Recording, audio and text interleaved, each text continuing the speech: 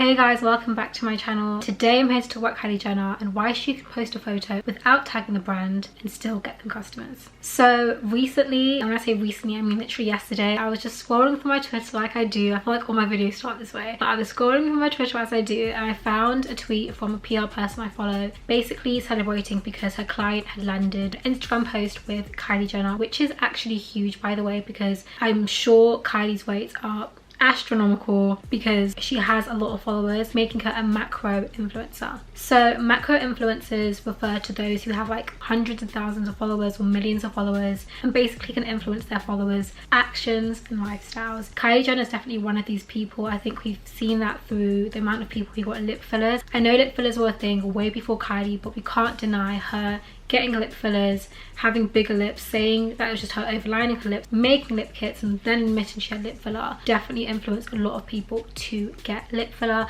And that isn't the only thing she's influencing. Over the years, she's influenced people to cut their hair short. I remember like a couple of years people were cutting their hair short in summer, and I'm sure Kylie had something to do with it. I think I even remember talking about Kylie having something to do with it, but that's besides the point. Today I'm here to talk about Kylie's Instagram post in which she was wearing an orange type, you know, dress with a nice print on top, had a little cutout detail on it, and it looked nice. Like if I was going on Kylie's page, I'd think that dress looks quite nice, you know, wonder what brand that is. But what was so exciting about it was that not only was it a black owned company, but the dress was super affordable. And it was a huge deal because not only did I know the person who kind of locked that deal for her client, but I also knew that it was a black owned company, like I said. So from a PR perspective and also just from a norm perspective, Kylie posting it was already a huge deal because it isn't Gucci, it isn't one of those big brands that you kind of expect Kylie to be wearing, and it isn't one of those expensive brands. So already it's quite accessible to much more of her audience and to people like me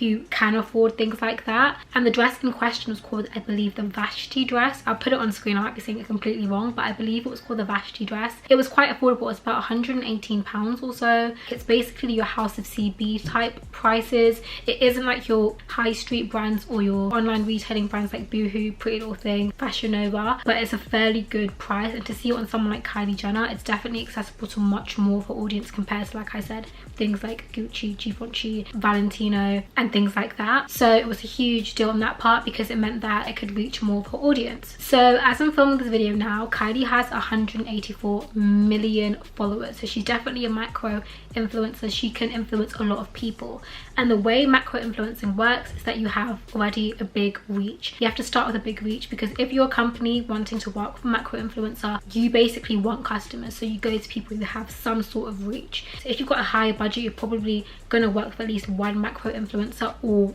loads more micro influencers because they'll have cheaper rates. As Kylie has 184 million followers, making her one of the most followed people on Instagram, it means that she can charge very high rates to post an outfit on her Instagram page. Now, I don't know the ins and outs of how Loud Brand Studios got Kylie Jenner to post that dress on her Instagram page. I don't know if they paid her. I would assume they paid her, but it could have been something to do with the stylist, as people like Kylie have stylists, so sometimes don't even necessarily pick what they're wearing. Someone picks it on their behalf and then styles them to wear it. But the key here is because if there was no payment or there was little payment, it means that Kylie doesn't have to tag the brand on her Instagram. She doesn't have to tag Loud Brand Studios on her Instagram photo. Now that caused a lot of outrage because people thought, look, if it's a black owned brand especially, the least Kylie could do is just tag them and support like a small business. It's just that kind of thing. People like to see small businesses win, I think, especially recently. But the problem is Kylie doesn't have to post them. She doesn't have to post them or even tag them on her Instagram page because she's not receiving a payment from it.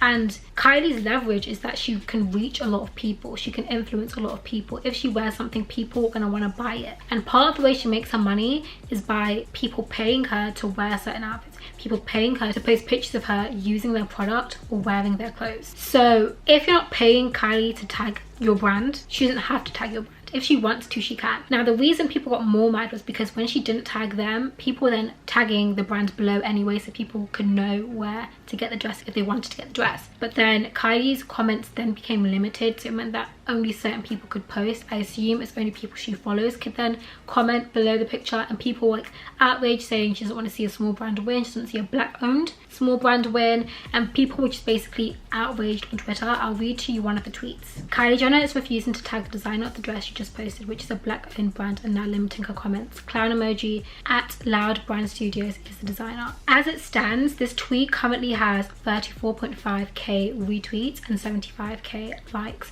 When I first saw this tweet, it had less than 30k likes, so it's definitely making the rounds on Twitter, and a lot of people were agreeing with this person saying, why doesn't Kylie just tag them? And I was just seeing loads of tweets by people in general saying Kylie should have tagged them, this, that and the other, help us more black business, you know, especially in this climate of kind of people caring more about Black Lives Matter and the whole movement and kind of wanting to support black communities and black people and black talent. There was kind of more outrage because of that. But I'm here to tell you why it doesn't matter if someone of Kylie's caliber doesn't tag a brand. Kylie's influence is quite special in that she goes above any macro influencer in, like the Kardashians and Jenners are kind of the influencers. If they are to do something, chances are you will see people start to kind of hop on that trend, hop on that bandwagon, and that's why they often get kind of berated the most for things like cultural appropriation, because pretty much anything they do becomes a trend, which means that it's kind of like something was previously seen as untrendy and then they do it and it becomes trendy. It hurts that bit more, but that's not what this video is about. This video is about Kylie's leverage as an influencer. So the reason why brands can still find value by not paying for Kylie to tag them but somehow getting her to be seen with their product is because of stan culture. Someone like Kylie has over 100 million followers, almost 200 million followers. But the truth is, someone like Kylie or someone in general only actually needs 1,000 true fans to make a living. Now what I mean by this is you can have 100,000 followers, for example, but you only really need 1,000 of those followers to be dedicated to you enough to want to buy your product to make a living. Say for example you had a product that was $100, but then all of those true fans bought that product. You would then have $100,000. That's a significant amount of money. So if you're then to have multiple products at different values and all those true fans bought that product, you would have even more money. So applying that to Kylie Jenner, she definitely has over 1,000 true fans. So when she sells products like lip kits and they buy them just because it's Kylie Jenner, she makes a lot of money. But now applying that to people who then use Kylie Jenner for promo as a macro influencer, they stand a chance of making a lot of money. And I'll use Loud Brands as an example. The Vashti dress is around £100 and something. It's a UK based brand. They're based in London, I believe. Big up London, but they're based in London. So if Kylie Jenner posts the dress on her Instagram page without tagging it, you then have the stans and the true fans who basically do the digging by themselves. They'll do all the groundwork and will find out where that dress is from. And if you don't believe me, look up accounts like Kylie Jenner Closet and Style of Pro Energy on Instagram. These accounts are dedicated to posting the outfits that celebrities wear, and various celebrities have them, especially the macro influencers who happen to be celebrities as well. Kylie Jenner has one and I'll put it on screen, and when I last checked it, it had over 6,000 likes. So that's already quite a lot of engagement. And the reason why this engagement, even if it seems small, matters is because these people are dedicated to following this specific account whose sole purpose is to tag what Kylie Jenner is wearing. So you're likely to get customers through that because the Vashti dress is quite inexpensive compared to other things Kylie wore, like I said before. So there's a bigger chance, a higher chance of people buying that outfit because not only does it look good, but it's quite affordable and Kylie wore it. So if you've got the true fans, you're then converting Kylie's true fans into your own customers because you're getting someone who's able to influence what people wear and you're getting her wearing your product. So if from the 6,000 only 1,000 people buy the dress, like I said, you do the math, they've made quite a lot of money just from one single dress. And then obviously when you have other products on your website, not only is Kylie kind of saying buy this dress just by wearing it, but by people going to the website, they'll also see all the other products you have, and if they find something for them which could be even cheaper, someone in their head's like, oh, I'm wearing something from the same brand Kylie bought from, or I'm just wearing something that's cute, you know what I mean? So the brand still stands a chance to make a lot of money without even being tagged. Being tagged obviously would help because it just makes it easier for people, but a tag isn't necessary, and that's the whole point. So Kylie doesn't have to tag Loud Brand Studios for Loud Brand Studios to still find a significant amount of value in Kylie just wearing their product.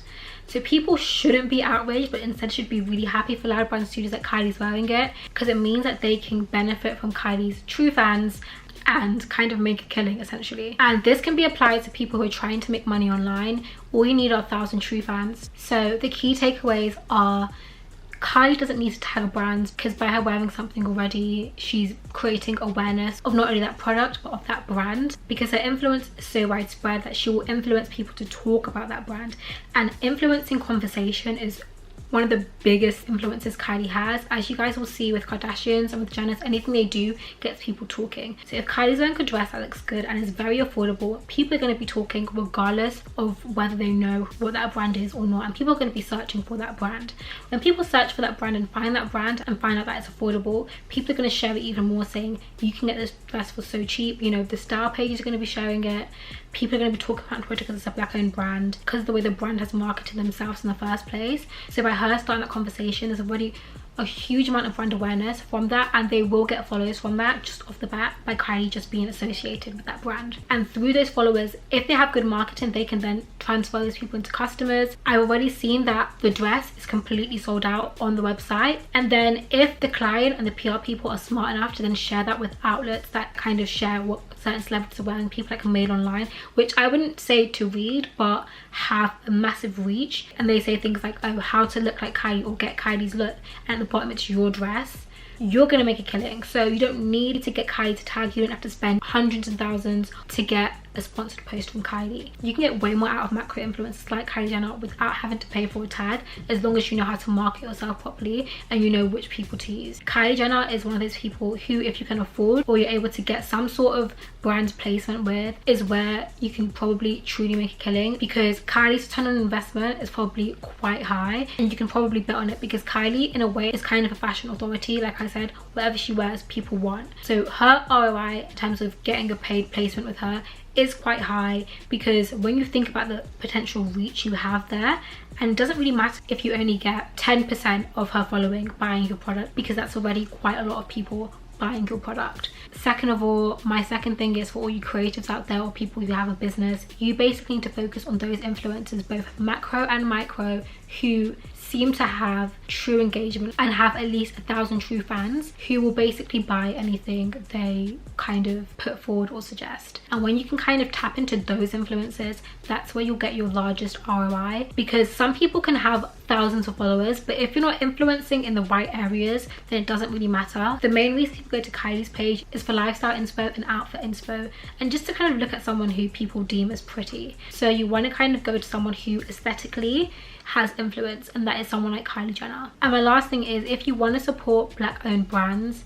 definitely just think about sharing the pictures and letting people know where it's from. Be careful not to ruin brands' relationship with influencers by hating on them, because it could easily have gone left for Loud Brand Studios, but Loud Brand Studios were very loud and vocal about the fact that they were happy with Kylie just posting it and not even tagging them. And even as I speak right now, Kylie actually has tagged them in one of the Instagram posts and has also made tweets about them, so I'm sure they're going to get way more customers. And in a way, whilst the outrage could have caused friction between both the brand and Kylie and made her potentially not want to wear anything from them again, it did end up in a tag. And I think even though she shouldn't have been forced to tag and the tagging wasn't even necessary, it definitely will bring them more followers and definitely more sales, so I'm happy for them. Like when I checked their Instagram page earlier, they only had 10k. They currently have 17.4k as I film, and I'm filming right now at 7:23 GMT, so whenever you're watching this, definitely go check out how many followers they have, and if you're not already following them, go and follow them and support them.